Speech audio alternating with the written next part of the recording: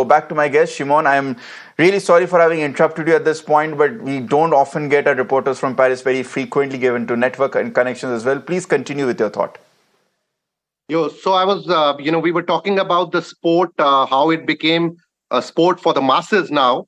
It started with, if you remember, the late Dr. Maharaja Karni Singh ji from Bikaner, from the royal family. And, it was always a sport of the elite first. People who were from affluent backgrounds, and then also people who were from the military background could have access to a sport like shooting. But once the sport started picking up, with the likes of Jaspal Rana, Anjali Bhagwat, and then Rajavardhan Rathor's silver at 2004 and Abhinav Bindra's gold in 2008, that saw a surge in small shooting ranges cropping up all over the country. What happened was the former shooters, they started opening up small shooting clubs, rifle academies in all over the country. It takes a very small space to set up a 10-meter air rifle or an air pistol shooting range. So, which made the sport very accessible to the masses, because these days you can just go to Google and search a shooting range near you, and probably 10 shooting ranges will open up on the first page.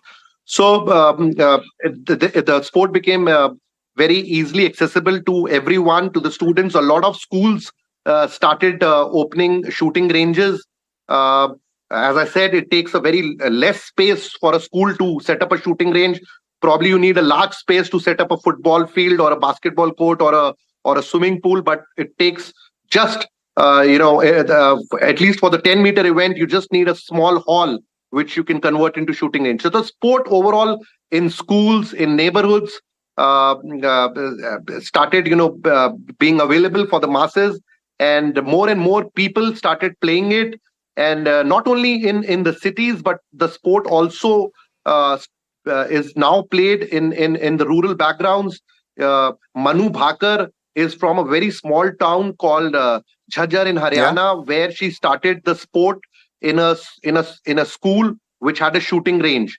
So that's where Manu got initiated with the sport, and then joined a local shooting range in Jhajjar itself, and fell in love with the sport and made history. And I'm sure even Swapnil's story also began like this. His journey in the Olympics also began like this, with a small neighborhood private shooting range.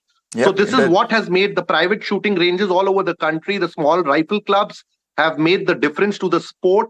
More and more people can easily play the sport. You don't even need to buy all these expensive rifles and pistols to get started. All you need to do is get yourself enrolled with a local neighborhood shooting club, and they will provide you all the equipment. And once you are serious to make a name in the sport, then that's the time when you need to invest in the sport.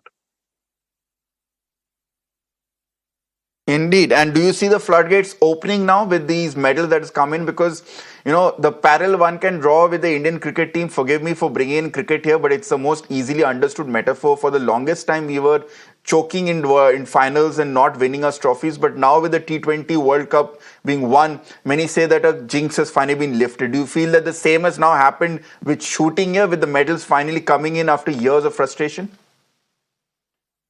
Well, as I've always said, shooting has been the number one Olympic sport for India.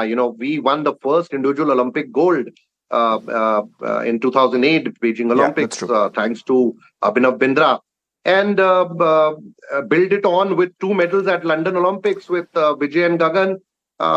Yes, obviously, there were 2 Olympics from where Indian shooters returned empty-handed, and which there was a lot of frustration and demotivation for anyone associated with the sport.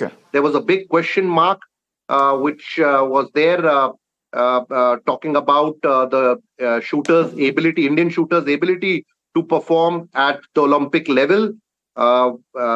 Not many could make it even to the finals in the last 2 Olympics. But I think now the team is very strong and just does not go to participate in Olympics.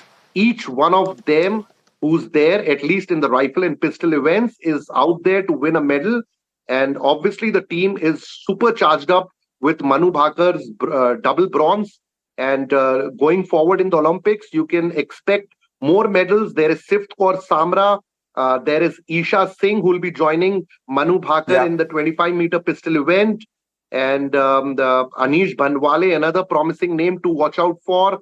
So you could expect at least another medal from the shooting contingent.